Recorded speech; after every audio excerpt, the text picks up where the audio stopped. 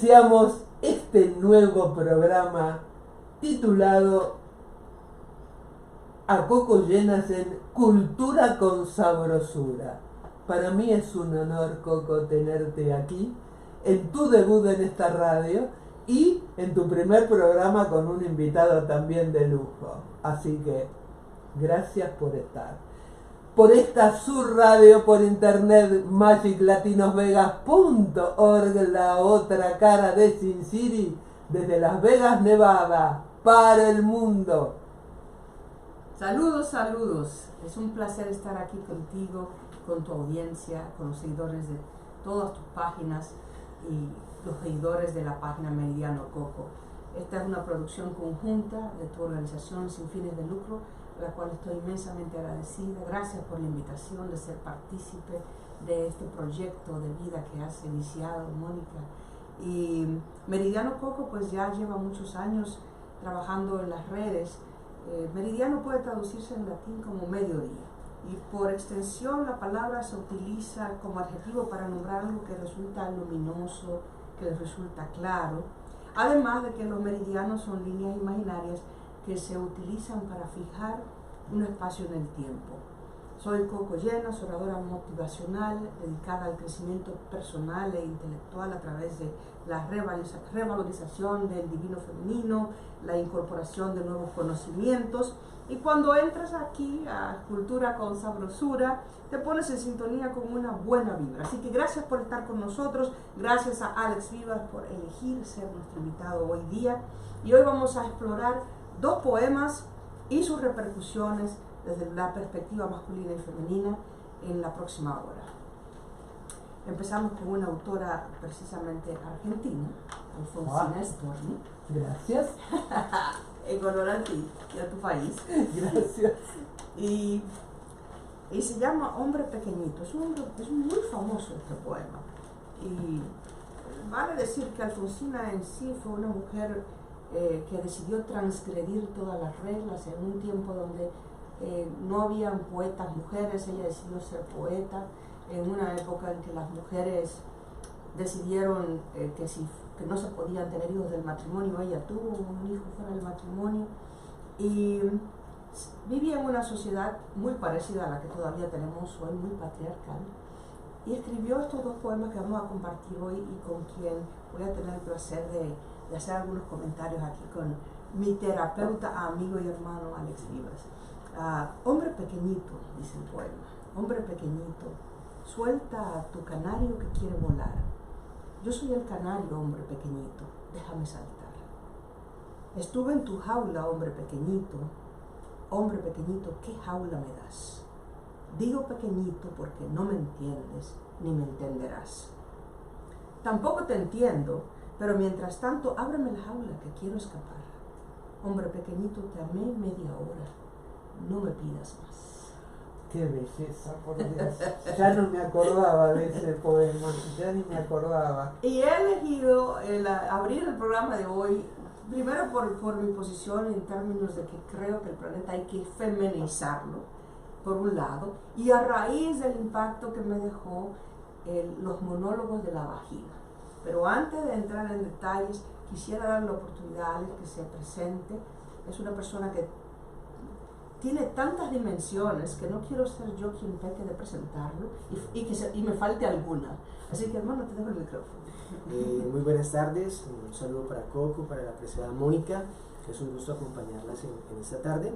Mi nombre es Alexander Vivas y bueno, básicamente la idea es poder aportar algo en algunos de los aspectos que estamos mencionando un poco acerca de las nuevas masculinidades, la feminidad y todo lo que tiene que ver con lo que está pasando en este momento en la sociedad. Entonces, pues muchas gracias por la invitación y con todo el gusto para apoyarte.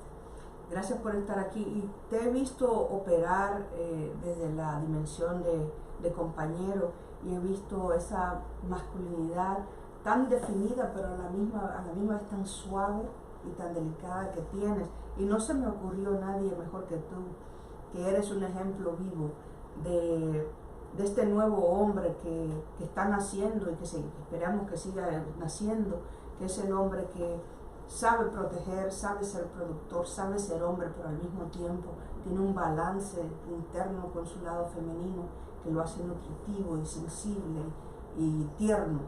Y creo que al mundo le falta un poquito más de eso. Y por eso hablaba de los monólogos de la vagina, porque es una obra de teatro que la escribió una judía originalmente en inglés, se ha traducido a muchísimos idiomas y por ya casi 20 años se ha puesto en escena en todos los escenarios de todas las grandes ciudades del mundo. Esta obra de teatro explora lo que es ser mujer en diferentes edades, diferentes medio ambientes. Pero lo más impactante de la obra es que al final dice, todo el elenco sale y dice, si usted ha sido víctima de un asalto sexual, de haber sido acosada sexualmente, de que la molestaran, póngase de pie. Y unos cuantos miembros de la audiencia se ponen de pie. Pero luego dicen, pero si aparte de usted haber sido personalmente tocada por esto, usted conoce a alguien de su familia, de su círculo de amistades, póngase de pie. Y si no fue alguien que está inmediatamente relacionado con usted, pero que usted sabe porque era su vecino o la hija de la vecina, póngase de pie. Y al final, todo el teatro está de pie. Y digo, pero esto es la pandemia de la que nadie está hablando. Es cierto. Es una pandemia y todavía sigue siendo bastante tabú hablar de estas cosas con la gente. Antes era tabú decir que uno era gay, antes era tabú decir que uno era divorciada. ¡Ay, es divorciada! ¿Viste? Me miraba mal, que va a pensar la gente. ¿Viste? Ese es el peligro suelto, ¿viste? Pero ahora se pueden decir esas cosas, pero es muy raro que una gente te diga, yo fui víctima de un asalto sexual, o de incesto, o de acoso. Vos estás hablando de algo muy interesante. El que acabó de ganar el Oscar como mejor actor, su carrera se vino abajo cuando denunció que una importante periodista de la televisión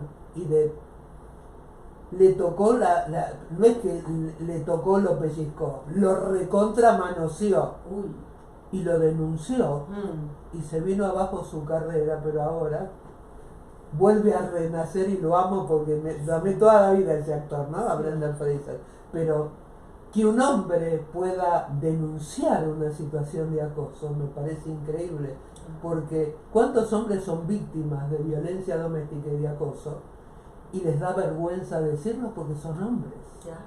No, ¿y cuántos hombres tienen que antes de salir de su casa mirarse al espejo y decir, está muy corta la blusa, está muy escotada la falda, o descotada la falda y corta al revés, cortada la blusa y corta la falda? Nosotras, pues, por el hecho de ser mujeres desde muy jovencitas, vienen hombres a visitar la casa, póngase el vacío, cuide cómo se sienta, no se ponga esa ropa que está muy corta. Entonces, por el hecho de ser, nosotras tenemos que vivir alerta de que esta actitud predatoria del lado masculino no nos saca un blanco de sus apetitos, ¿no? Obvio. Entonces, esta sociedad patriarcal que lleva varios miles de años ha impuesto en la figura masculina una fuerza que la tiene por naturaleza, pero también la tiene por autoridad, la tiene ahora también porque se le paga más, porque es un agente de producción más solvente, y ha creado en el hombre y en las madres que los crían y en la sociedad que los genera este estatus de ser superior. Y le pregunto a Alex, que nació hombre, y que le ha tocado probablemente como terapeuta tratar muchos hombres y mujeres y escuchar las dos versiones de la historia. ¿Qué has visto y qué posibles remedios le ves a esta situación, a este asunto? Bueno, pero primero que todo, el tema es muy álgido, tiene muchas caras, no tiene una sola forma de abordarlo. Sin embargo, yo he tenido la oportunidad de hablar o de escuchar muchas historias, porque aparte de terapeuta también hacemos libros. Entonces, cuando vamos a escribir la historia de alguien, escuchamos todo lo que nos cuenta, y en ese proceso se conocen historias terribles, temas que uno ve a las personas y dice, ¿cómo es posible que esta persona haya pasado por tanto? ¿Verdad? Entonces, se da cuenta uno de muchas cosas. Primero, que sí vivimos o hemos vivido por mucho tiempo, sobre todo la sociedad latinoamericana, en una cultura muy machista, muy marcada por la predominancia del hombre, pero no del hombre definido, porque tendríamos que definir qué es masculinidad, y la masculinidad es una construcción cultural. Sí, lo es. ¿Sí? Entonces, al ser una construcción cultural, esa masculinidad va a depender de en qué contexto podamos nosotros decidir qué es ser masculino. No es lo mismo ser masculino en México, en el campo, que en México, en la ciudad. De hecho, hay una tendencia a la feminización de la masculinidad. Hay cada vez hombres más femeninos, perdiendo cierta identidad, y hombres y mujeres más masculinas también, o sea, como en términos de roles, a eso me refiero. Pero bueno, el punto es que esa masculinidad que ejerce poder sobre la mujer, que la violenta, como lo dice el poema, los dos poemas hablan de lo mismo, son sumamente fuertes, pero me perfilan a un tipo de persona que quiere, en su ideal está la mujer sumisa, que no tiene ni mente ni corazón, que solamente hace, que no tiene opinión, y al hombre que es un poder que se impone sobre ella y que no la deja ser, fundamentalmente. Entonces, el punto está en que ahora se está polarizando el tema hacia el otro lado. Ahora hay hombres que no quieren asumir de hombres, entonces van a comer con la chica y todo es 50-50 porque ahora es la nueva masculinidad. Y yo a ese lado tampoco. Sí, no, eso me parece demasiado femenino. Estoy saliendo con un miserable. Exacto. Espérate, porque si no después dicen que no leo lo que está saliendo, ¿eh? Dice Malena Peraza nos está viendo, Daisy Santos nos está viendo, Ángel Morales nos está viendo, Isabela Carranza nos dice interesante tema del cual difícilmente se habla, pero es un secreto a voces. Porque si después no leo, se enoja conmigo. Gracias. Bueno, entonces les estaba diciendo, es como la otra polarización, ¿no? De los hombres que ahora no son capaces de tomar el rol masculino de proveer en el hogar, sino que se recuestan a que su mujer, su pareja, su compañera sea la que provea, y pierden ese rol de masculinidad. Ahí, en ese sentido, me parece que perder la masculinidad es algo terrible, porque además le quita su poder en la relación. Y lo que tú dijiste ahorita, no solamente es un tema cultural de ese momento, sino que antropológicamente podemos ver que el rol del hombre es el rol de proveedor, del que cuida, del que protege, y la mujer tiene un rol complementario no menos importante. En la cultura occidental de los últimos 2000, 3000 años se ha visto muy demarcada la idea de que el hombre ejerce cierta presión sobre la mujer y casi que la asfixia. Pero en otras culturas han sido las mujeres las que han tenido mayor predominancia, o por lo menos ha sido un poco más equilibrado. Sé que siempre es un tema cultural.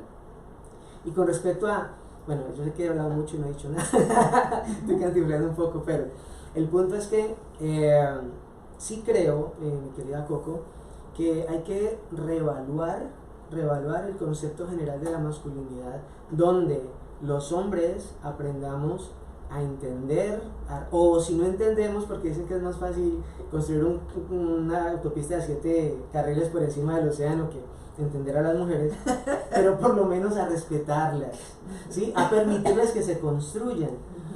Tú me dijiste un halago al principio del programa acerca de mi relación con mi pareja, lo que me pareció muy lindo de tu parte, y la verdad, nosotros tenemos una relación en construcción, pero tratamos de hacer las cosas de manera que ella pueda hacer, aunque no creas, a veces me equivoco, a veces se me quiere salir esa otra parte cultural, y entonces ella me tiene que decir, relájese, y me tengo que relajar porque sé que no está bien, ¿verdad? Pero tampoco puedo decir, ay sí, esto lo hago de esta manera.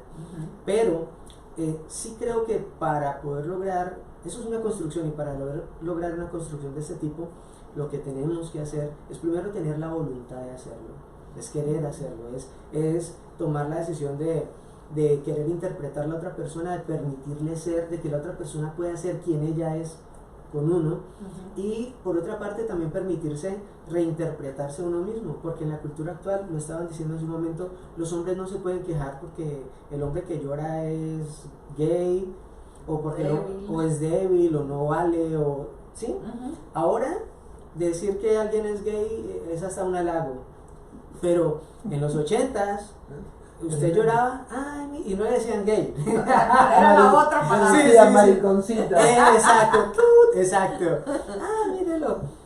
Y ese tema es otra cosa. Y ese tipo de presión que se ejercía hacía que muchas personas, que naturalmente tienen una sensibilidad que puede aflorar, sencillamente terminaban poniéndose una máscara. Una máscara y vivir una vida falsa, una vida de mentiras. Hace 2 días un amigo publicó un video que estaba circulando en redes, donde decía que los hombres no tenían, que cuando una mujer sabía a quién llorar en un momento de crisis, un hombre no tenía a quién llamar. Y eso me parece terrible. Es terrible. Ya. No, tocaste en algo Qué interesante que está esto. Esperá que si no, Tamari Yosmar Vargas Vita, que nos está viendo, dice: bendiciones para mis amados amigos y hermanos. Gracias, Tami. Es un tema hermoso el que trajeron, hermoso el que Dijiste trajeron. algo, Alex, Alex o Alejandro. Alexander, perdona la confianza. Alex. De que la masculinidad en sí es una construcción. Y todo lo que se construye se puede deconstruir, ¿no? Y desde la perspectiva femenina, creo que nosotras como madres muchas veces perpetuamos la construcción de esa masculinidad, y no estamos las mujeres totalmente libres de culpas. Porque, por ejemplo, en mi país, República Dominicana, uno de los refranes más populares es: usted cuide su gallina que mi gallo anda suelto. O sea, mis hijos varones que salgan y hagan y deshagan, y usted, que es la mamá de las muchachitas, pues usted cuídela, porque mi gallo anda suelto. Y dime hasta qué punto no está siendo la madre misma quien está poniendo los dos en diferentes plataformas, uno con permiso, otro sin permiso, uno con derecho, otro sin derecho.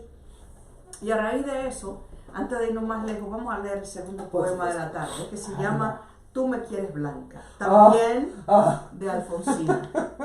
Ese es mío. ¿Lo quieres leer tú? No, ese me representa. Tú me quieres alba, me quieres de espumas, me quieres de nácar, que sea azucena sobre todas casta, de perfume tenue, corola cerrada. Ni un rayo de luna filtrando me halla, ni una margarita se diga mi hermana. Tú me quieres nibia, tú me quieres blanca, tú me quieres alba. Tú, que hubiste todas las copas a la mano de frutos y mieles, los labios morados. Tú, que en el banquete cubierto de pámpanos dejaste las carnes festejando abaco. Tú, que en los jardines negros del engaño, vestido de rojo, corriste el estrago. Tú, que el esqueleto conservas intacto, no sé todavía por cuáles milagros me pretendes blanca. Dios te lo perdone, me pretendes casta. Dios te lo perdone, me pretendes alba. Huye hacia los bosques, vete a la montaña, límpiate la boca, vive en las cabañas, toca con las manos la tierra mojada, alimenta el cuerpo con raíz amarga, bebe de las rocas, duerme sobre escarcha, renueva tejidos con salitre y agua, habla con los pájaros y levántate al alba. Y cuando las carnes te sean tornadas y cuando hayas puesto en ellas el alma, que por las alcobas se quedó enredada, entonces, buen hombre, preténdeme blanca, preténdeme nibia, pretende casta. Muy fuerte. O sea, tú que andas por ahí comiéndote todo lo que te cruza por el frente, ahora resulta que yo no me puedo comer ni un pastelito. ¿Por qué? Porque desde que la mujer se puso la minifalda y las pastillas anticonceptivas tenemos los mismos derechos para divertirnos igual. Okay. Bien. Bueno, entonces tú has sido madre, Mónica. Te ha tocado criar no necesariamente varones, ¿no? Sí, y es difícil pero gracias al esposo que tengo durante 34 años de mi vida, hicimos una obra maravillosa con nuestra hija porque no la alimentamos con creencias limitantes ni que un sexo predominaba sobre otro. Y me acuerdo que, mirá que bien la criamos, que tenía 8 años cuando, 8 no, estoy mintiendo, era cuando estaba acá. Tenía 11 años cuando dijo, voy a escribir algo relacionado a... Me acuerdo que el casamiento, tenía 11 años, acá. Dijo que iba a escribir una cosa al gobierno para que la comunidad gay se pudiera casar y que pudiera adoptar hijos. Y yo creo que fue una adelantada a la época, porque en aquel momento ni a mí se me había pasado por la cabeza, y dije, qué buena obra que hicimos. Es de una mente abierta y es una... bueno, no es porque sea mi hija, ¿no? Pero no tiene la limitación con las que nos criaron a nosotros. Está bien. Mi hija tiene la edad de un nieto, porque yo tengo 72 años y mi hija va a cumplir 29. Y mi esposo tiene 80, así que es más un hijo nieto que un hijo. Entonces fue mucho más difícil la educación porque no queríamos contaminarla con nuestros prejuicios y las cosas negativas con que la iglesia nos metió en la cabeza, y a mí me mandaron a colegio religioso porque mi papá era un militar y todos los militares mandaban a las hijas a colegio religioso, no sé por qué cuerno, y a mí me tocó, a mi hermana no, pero no te voy a decir que fue fácil criarla, porque aparte venía ella con una esencia muy especial. Pero no sé cómo hubiera sido como madre de varones. Ahí sí que no sé, sé como una mujer, pero no sé cómo hubiera sido como madre de varones. A lo mejor hubiera sido una castradora. No sé. A mí me tocó también ir a escuelas religiosas. Nací en un país muy católico, dentro de una familia testigo de Jehová. Y, o sea, son cajitas más cajitas más cajitas de adoctrinamiento. Y desde muy temprana edad, que fíjate que cuidado si por ejemplo, si me caía montando bici y me hería las rodillas, cuídate la piel mía, que después ningún hombre te va a querer llena de cicatrices. Mi hija, no vuelves tan pesado que te vas a masculinizar.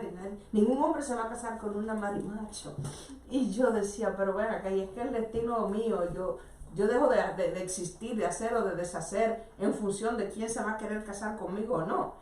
Y esa es la historia de muchas de nosotras. Sí. ¿Cuál es el número en cabina para aquellas que quieran llamarnos y compartir? El teléfono les cuesta, es más fácil escribir que... El teléfono de cabina es el 702-575-8800, 702-575-8800, y este programa es en vivo. Ya. Alex, ¿a ti te tocó criar varones? No, tengo una niña preciosa, pero ahora que lo están mencionando, me doy cuenta, tengo que reconocer a mi mamá. Porque, mire lo interesante, mi papá fue un hombre muy machista, de una cultura machista, de un papá machista, de unos abuelos machistas. Yo recuerdo, por ejemplo, tengo una escena de yo querer ayudar a mi mamá con lavar la loza, mi papá, no, que eso lo hacen los niños, se va a mariquear. y esa vaina... pero a mí, en contrario a aprovechar eso para recargarme y no ayudarle a mi mamá, lo que me hizo fue exactamente darme cuenta que estaba equivocado, que nada de eso tenía que afectar mi masculinidad, que todo lo contrario. Con el tiempo mi papá cambió completamente, pero en ese tiempo, en esa infancia temprana, era muy marcado.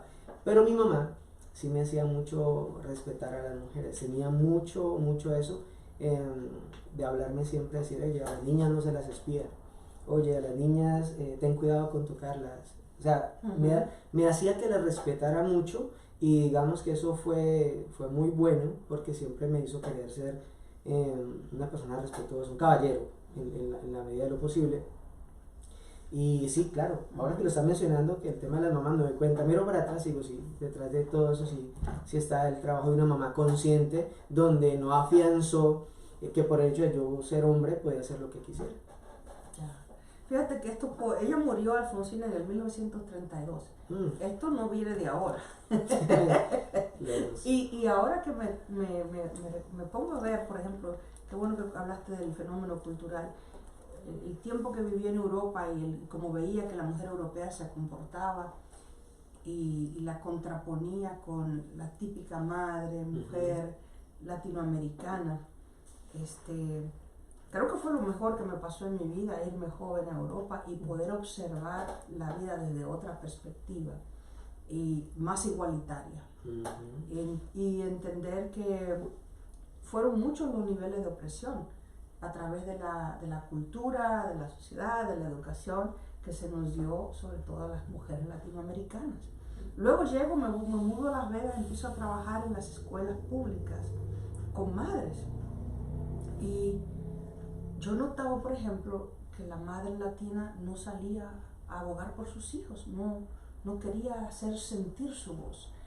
Sobre todo, dependiendo de la nacionalidad, notaba que quizás las caribeñas, por ser más cabeza caliente, hablaban más duro, pero en general notaba que nuestras mamás eran todo lo que en la escuela les decían, sí, así está bien, y cómo esa opresión que empezó en el hogar, construyendo la mujer, y luego se vuelve esposa, luego se vuelve madre, entonces sigue afectando a la próxima generación, porque entonces las hijas lo que están mirando es una mamá desposeída de poder, sin voz, y que se ha chupado toda esta novela de Televisa donde la madre es sufrida, negada, y la vida es ser Blancanieves esperando que llegue el príncipe azul en el caballo blanco a sacarte de tu sopor o de la torre que se está quemando, y llegó el caballero blanco a salvarme.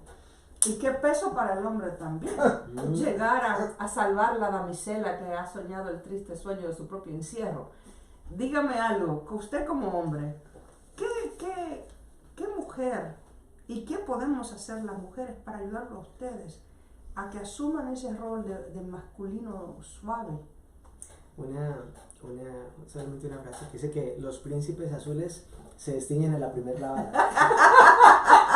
¡Qué buenazo! Bueno, lo primero es que hay un tema que es de ir y venir, ¿no? Es un tema de que va y viene.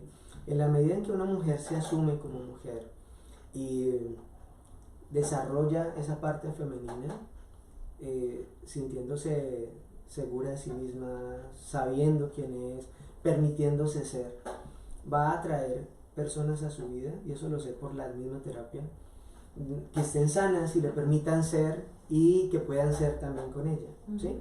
Cuando la gente atrae personas que no son sanas cuando no están sanos ellos mismos, ¿sí? A veces cuando las mujeres particularmente están marcadas por sus creencias, lo que les enseñó su papá, en temas de relaciones lo que les enseñó su papá delimita muchas cosas, enmarca muchas cosas, y muchas veces sin darse cuenta terminan repitiendo los ciclos que vieron en su casa, porque a usted le pueden decir una cosa, pero nosotros no aprendemos lo que nos dicen sino lo que vemos, ¿sí?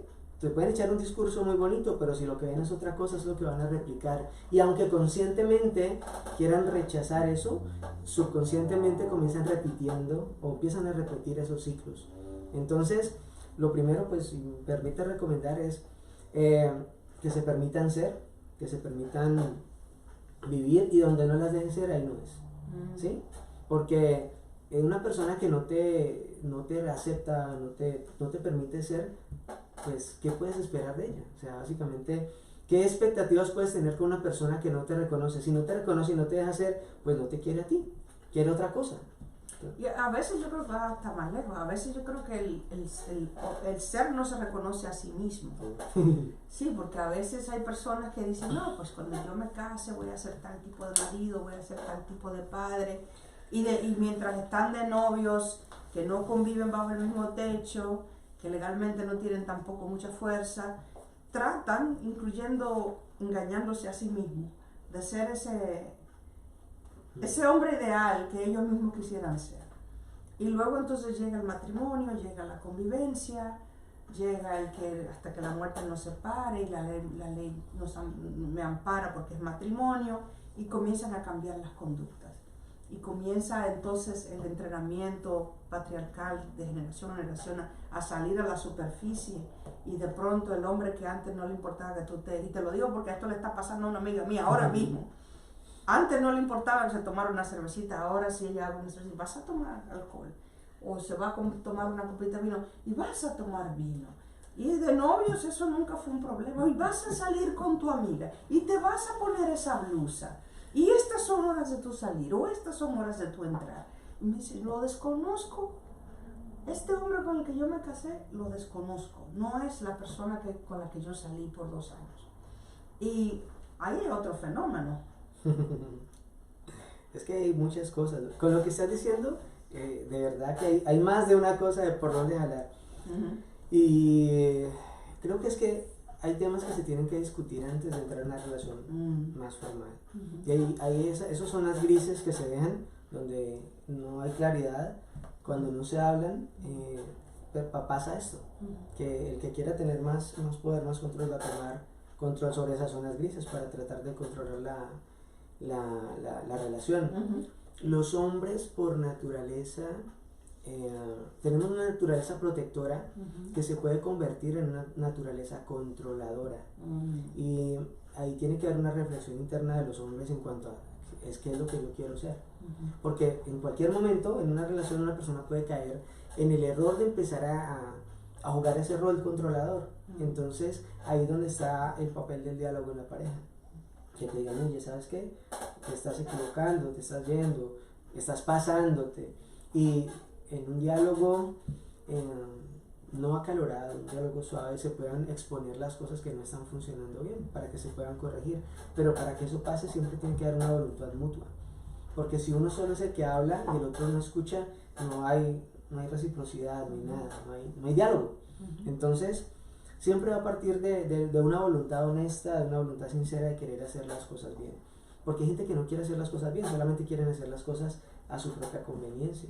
Y a veces hay temas, por ejemplo, yo estos poemas que me mandaste los leí con mi pareja, con mi esposa hace un momento, Uh-huh. antes de mirarlos, y estuvimos debatiéndolos, y yo soy así, y a veces, pero yo sé que, y empezamos a hablar de eso, pero uno tiene que hacerse vulnerable. Uno como hombre tiene que permitirse quitarse la armadura y que entren las flechas, porque o si no, no hay forma que te toquen, ¿sí? Entonces, pero es un tema de voluntad, es un tema de querer permitirle a la otra persona que saque eso, porque también pasa algo, cuando esos temas no se hablan, se quedan guardados y se pudren, y cuando empiezan a oler feo, entonces el día que usted los destapa, se muere todo el mundo por el olor. Todos los esqueletos Aparte, en el closet. y el resentimiento que uno carga, No, y a veces y las hace- enfermedades autoinmunes Totalmente. producto de eso. Esto Bueno, lo he visto en mi consultorio con mujeres y hombres que han adquirido enfermedades autoinmunes por eso. Porque somatizan el resentimiento. Soyo Servín nos está viendo, Alondra Juárez, que tiene acá en esta radio Huellitas de Amor, es una rescatista de mascotas, y Adriana Ojeda, que nos está viendo. ¿Cuántos años de matrimonio tenés? qué pregunta. No, nos llevamos mucho. Yo he tenido otras relaciones, ella también, y yo creo que llega el punto donde uno tiene que aprender. Y uno aprende a recapitular. Con la última relación en la que estuve en un momento de depresión muy profunda, un amigo me dijo algo muy sabio, me invitó a un café y me dijo, ahora que estás así dolido, ahora que te está doliendo, siéntate a escribir qué estás aprendiendo del dolor, en el momento del dolor, porque después se te va a olvidar. Es cierto, que es sabio tu amigo. Sí, mucho. ¿Y sabes algo? Una de las cosas que me sirvió a escribir en medio del dolor fue escribir qué era lo que no quería volver a tener en mi vida. Y eso es bien importante. Y entonces, cuando uno se tiene claro qué quiero para mí y qué no quiero para mí, me empiezo a dar cuenta que lo que yo voy a construir con mi pareja, va a tener una pinta y una forma muy distinta a todo lo anterior, porque ahora lo hago de manera consciente. Entonces, con ella no es tanto el tiempo que llevemos, sino la voluntad que tenemos para construir lo que queremos. Eso es maravilloso. maravilloso. A mí me costó sangre, sudor y lágrimas curar mi codependencia, porque yo venía de un hogar disfuncional, con un padre maravilloso pero ausente porque trabajaba para sostener la casa, y una madre con un grave problema de esquizofrenia y adicta a las anfetaminas para bajar de peso, muy golpeadora y muy cruel conmigo, no con mi hermana. Y repetí ese patrón en parejas anteriores, 6, porque mi marido es la séptima. Pero acá, con él tengo 34 años de trabajo. ¿Aprendiste?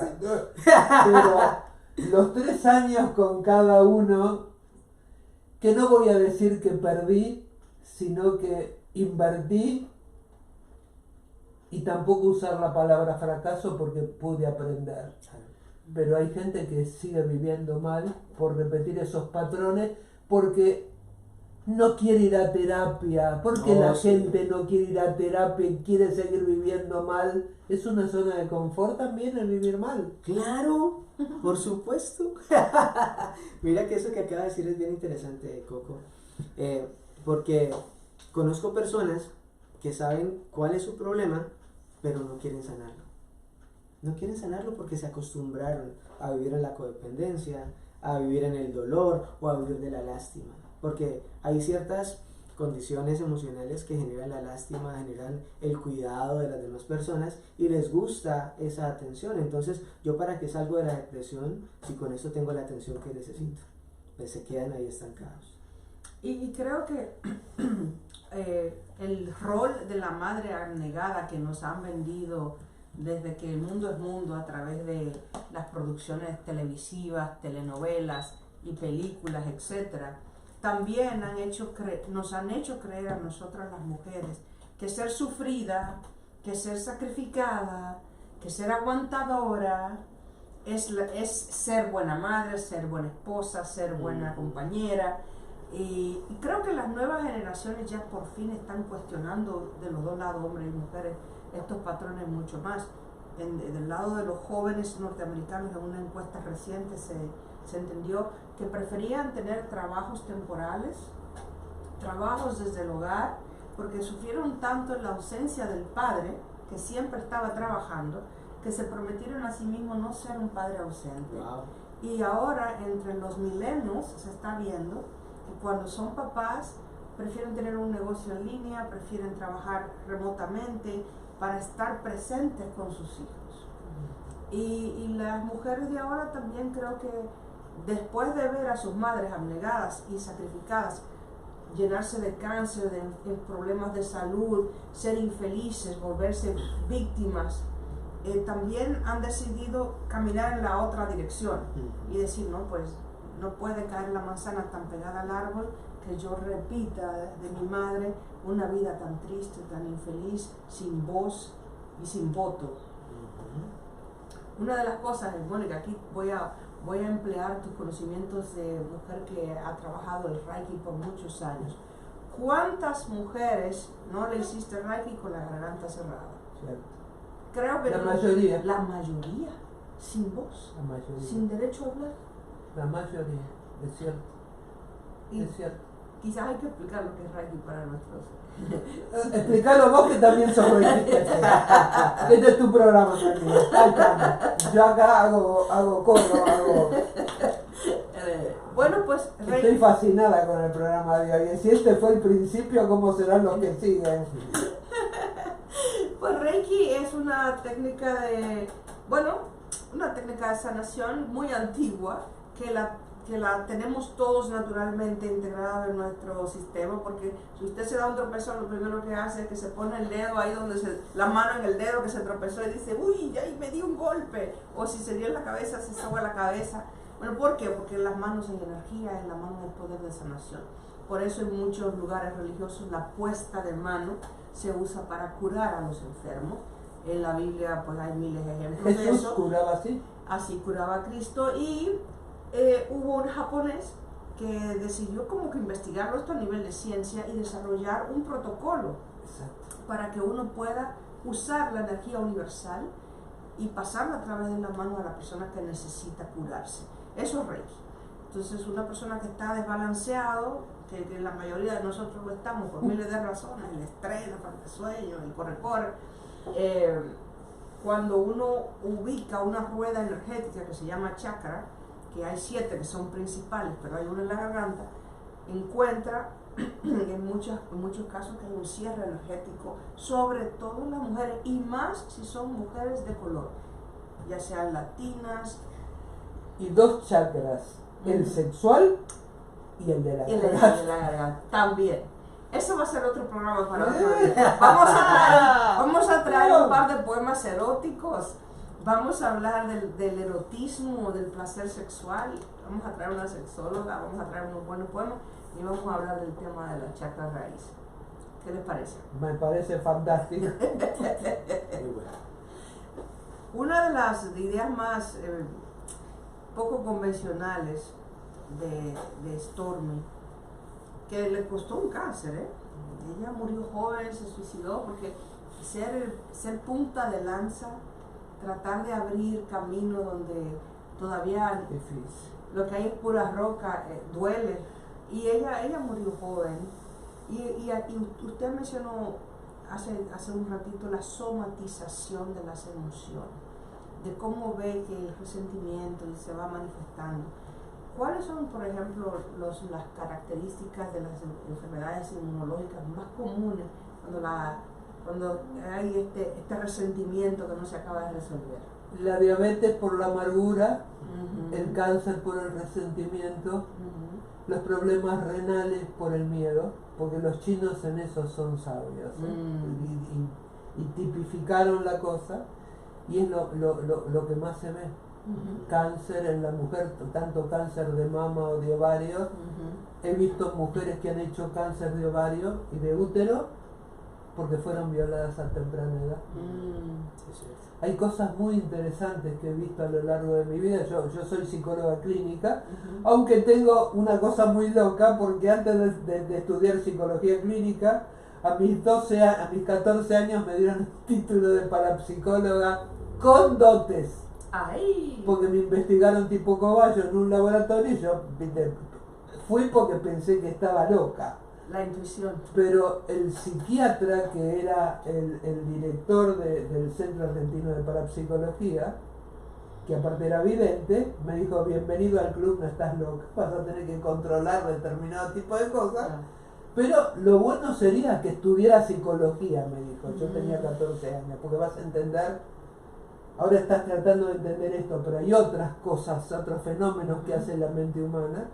Y bueno, estudié psicología y después la seguí con homeopatía, que es como alquimia, pero esas son las enfermedades más curiosas que vi a lo largo de mi trayectoria de un montonazo de tiempo como psicólogo. Y Alexander, también hay características en las heridas del alma, cuando tratas a una persona y ves que ha pasado por opresión, que ha pasado por sumisión, que ha pasado por humillación, que tiene quizás la carga de la victimización.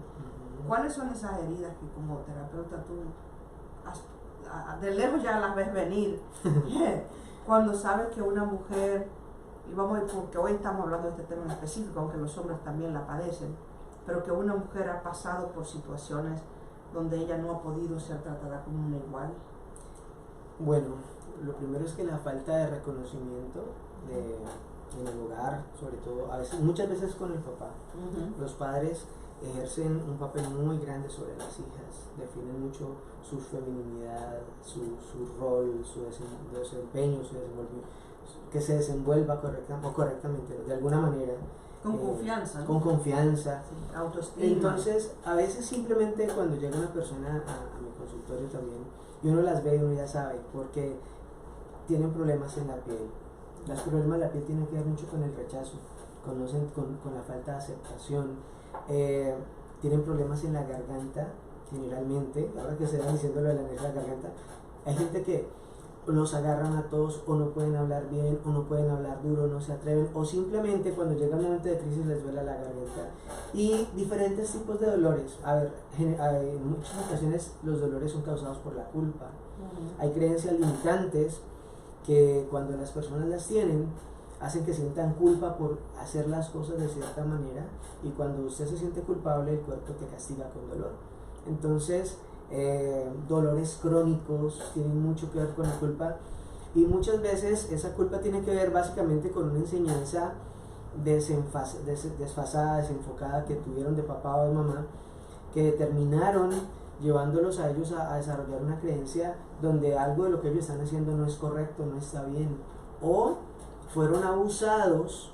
Ojo con esto, fueron abusados. Conozco varios casos de personas que fueron abusadas, de mujeres específicamente, y que son incapaces de reconocer el abuso porque el abuso lo perpetró alguien muy cercano, alguien muy amado, y entonces toda la vida están en negación.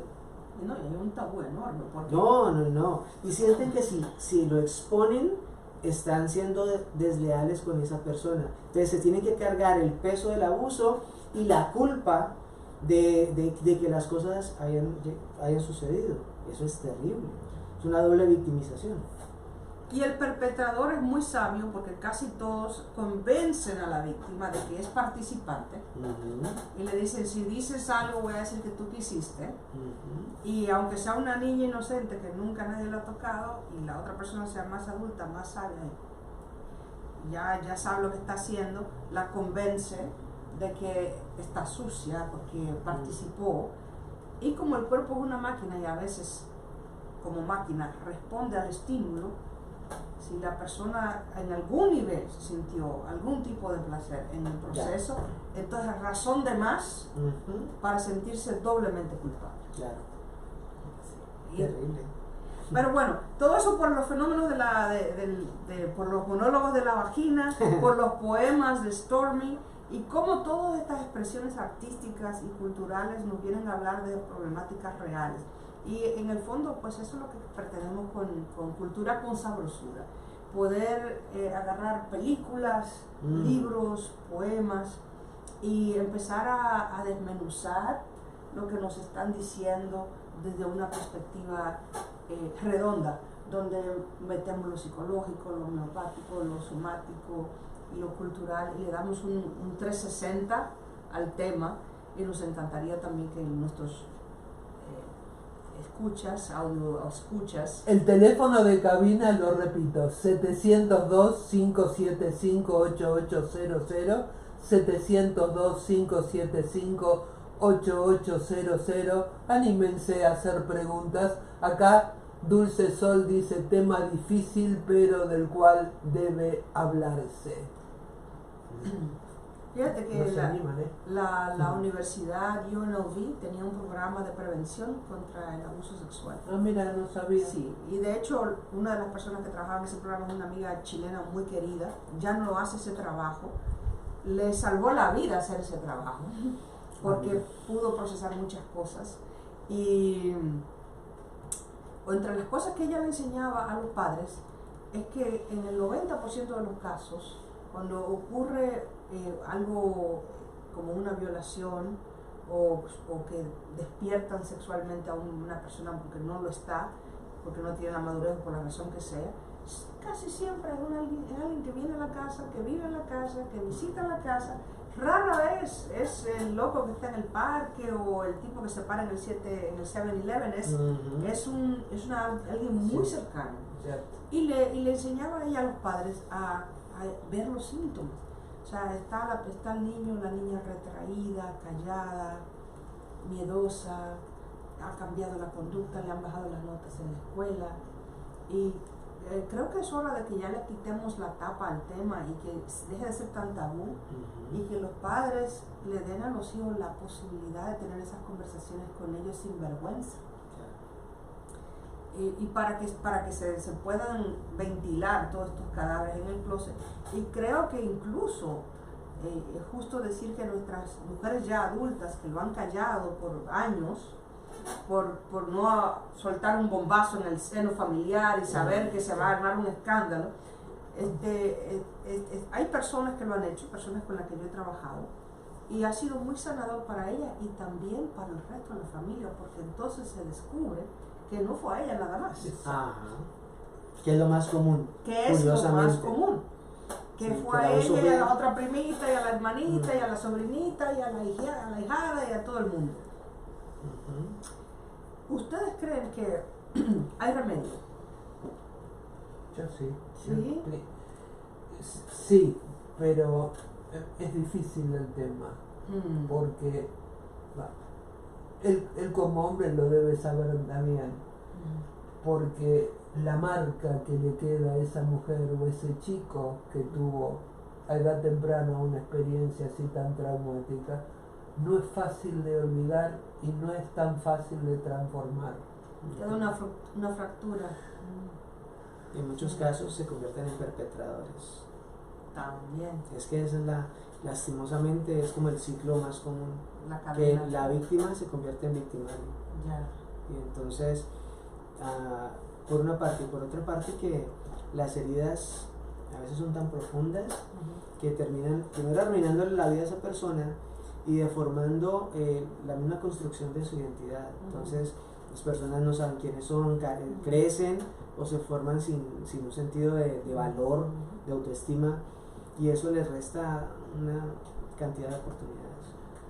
Sí, hay tres cosas que cada uno de nosotros pudiéramos dar como idea de que si hay algo que pudieras hacer, si conoces a alguien o tú misma tuviste una situación donde te sientes sin voz, te sientes sin poder, te lo quitaron a través de un acto violento como algo, como golpearte, violarte, o porque sencillamente la sociedad te ha dicho no eres lo suficientemente poderosa, hermosa, respetada, digna, para ser escuchada, ser valorada. Si hubieran tres cosas que pudieran decir, mañana, a partir de mañana, haz esto, ¿cuál sería la sugerencia? Sí, lo primero es que se paren frente al espejo, que se miren con amor, que se reconozcan, que reconozcan todo lo hermoso que son, que realmente son, que eviten a toda costa los diálogos internos negativos, esos diálogos que te dicen no puedes, no eres suficiente, no vales, y que se den la oportunidad de soñar. Esas tres cosas creo, hablarse bonito, dejarse hablar feo, porque lo uno no necesariamente tiene que ver con lo otro, hay que hablarse bonito, pero también hay que dejarse de echar basura encima y atreverse a soñar. Es difícil de contestar esto.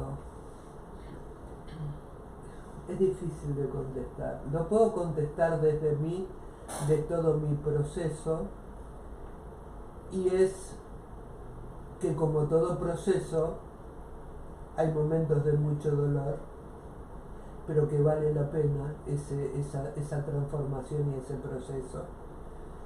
Y no perder los sueños, algo que dijo él, porque la mayoría de las mujeres y de los hombres que han pasado por situaciones así tienen una crisis de fe y no pueden proyectarse a un futuro con esperanza, ¿no? Y por ende no tienen sueños, y cuando un ser humano no tiene proyectos ni sueños, está muerto en vida, es un zombie. Así es. O sea, dejar de ser un zombie. Como sobreviviente de un evento similar, yo en un momento de mi vida caí en una depresión muy profunda y hacerme la pregunta, ¿he hecho yo lo suficiente para salir de este hoyo? Fue me dio ánimo y me dio fuerza, porque cuando me hice la pregunta, ¿has hecho lo suficiente?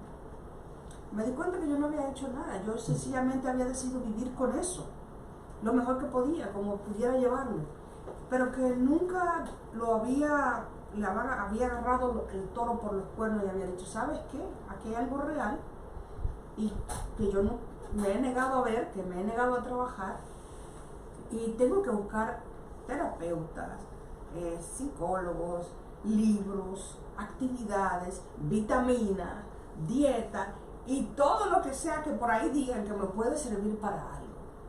Al punto de que yo me prometí que yo me iba a dar 6 meses de intentarlo todo, de hacer ejercicio, de ir a ver un psicólogo, de tomar vitaminas que supuestamente ayudan con los cambios de ánimo. Y yo me prometí que si al final de esos 6 meses yo no me sentía mejor, me iba a pegar un tiro. Así de deprimida estaba. No, yo de pegarme un tiro no. No, pero Yo he tenido 2 episodios de Sí. intento de suicidio, pero no por eso, por Ya. hombres.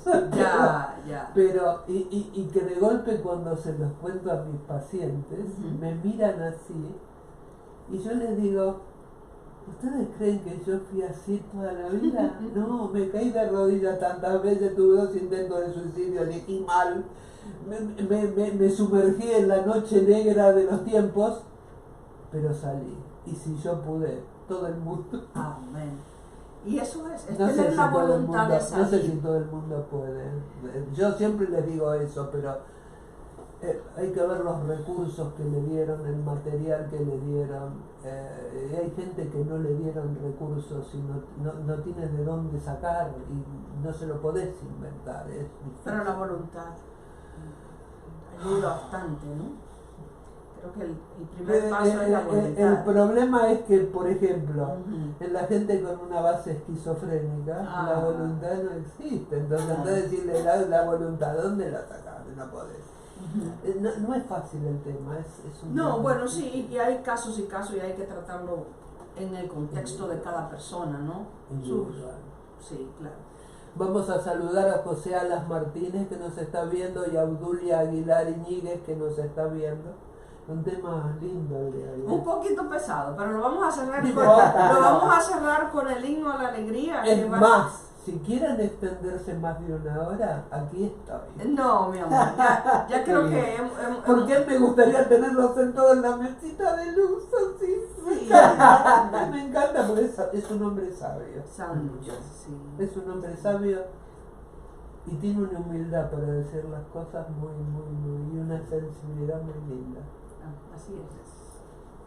Sí, tenemos la suerte en la vida de tener una persona como él y que hace el trabajo que hace para ayudar a tanta gente. Qué lindo, Sí. qué lindo, qué lindo. Damos por concluido Meridiano Coco, siempre los martes a las 6 de la tarde. Un teléfono, si alguien quiere comunicarse con vos para hacer terapia. 702-559-5156. 702 559-5156. Ahí dame de nuevo, que ahora ya ando mal con la nueva.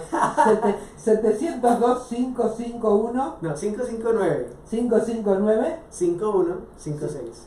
Ahora, me batallaba con eso. Muchas gracias. Tu nombre. Alexander Vivas. Esto lo voy a poner cuando lo suba al YouTube. Tus datos con el teléfono. Muchas gracias. ¿Necesitas que te manden previamente un mensaje de texto? Sí, preferible. Ok, Muchas bien. gracias. Subimos el tono al final, invitándolos a que nos vean el próximo martes aquí en Cultura con Sabrosura. Gracias a todos, nos vemos muy pronto. Cerramos con el himno a la alegría. Feliz tarde.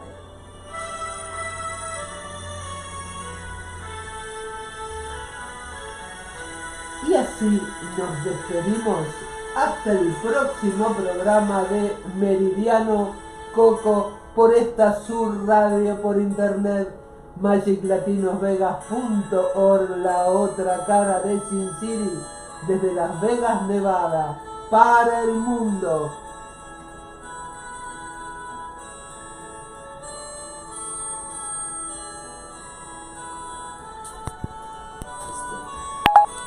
Muchas gracias por la invitación.